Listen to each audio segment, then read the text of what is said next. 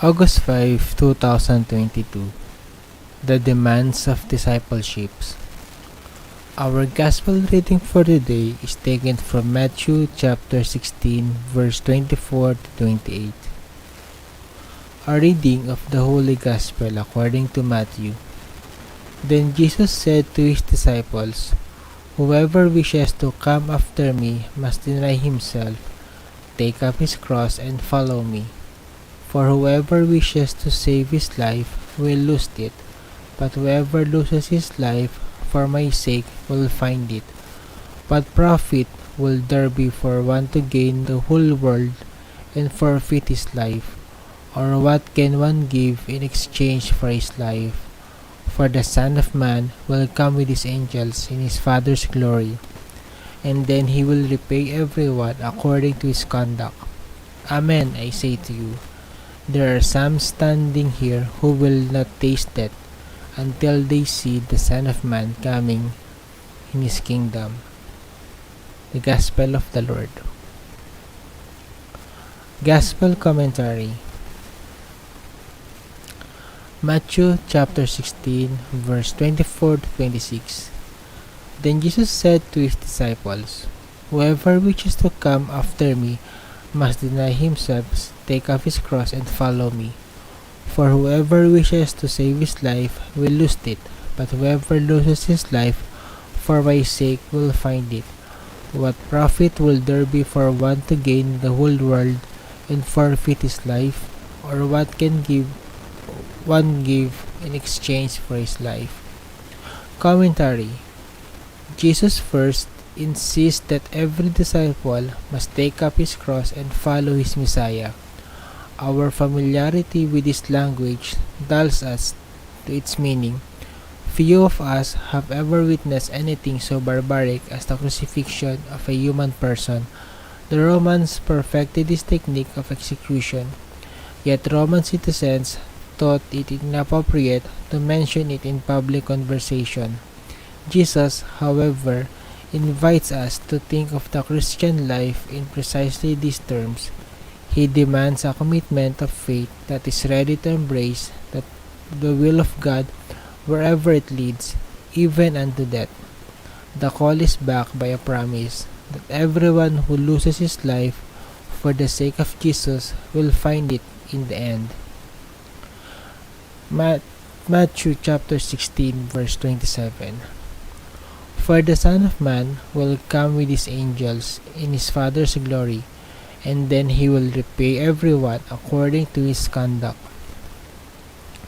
Commentary. Incentive for embracing this radical commitment is the prospect of final judgment. Jesus will eventually return as the Son of Man, accompanied by the angels of heaven, and will render his verdict on the lives of everyone. He will be the world's final judge, the one who determines the eternal destiny of all. The basis on which we will be judged will be our conduct. From the perspective of Matthew's Gospel, this will entail a judgment of our words, our thoughts, our actions, our willingness to forgive others, and our commitment to works of mercy. Matthew chapter 16, verse 28. Amen, I say to you, there are some standing here who will not taste death until they see the Son of Man coming in his kingdom. Commentary. This final verse has proven to be a puzzle for interpreters. In the preceding verse, it sounds as though Jesus foretells his second coming in glory at the end of history. But now he says, there are some standing here who will not taste death until they see the Son of Man coming in his kingdom.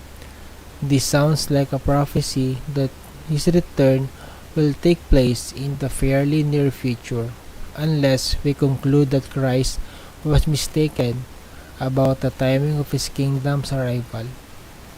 We are left to search for a satisfying interpretation. Given the difficulty of the problem, perhaps it is best to acknowledge that different interpretive views offer different measures of insight. Some interpret the statement with reference to the transfiguration that follows, clearly an instance in which some are privileged to gaze on the glory that Jesus will manifest when he enters his reign. Others hold that Jesus is referring to his resurrection when all power in heaven and on earth is given to him. Still, others think it refers to the fall of Jerusalem in AD 70, an event that will take place within the lifetime of some of Jesus' disciples and will have some connection with the coming of the Son of Man.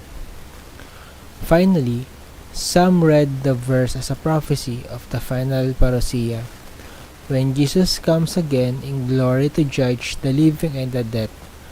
Each of these readings has its strengths and weaknesses. The fourth option is the most relevant to Christians today, for we know that Jesus will come again as judge and we will be held accountable for how we have lived as his followers. Thank you for listening to today's commentary. May God bless you and have a blessed day.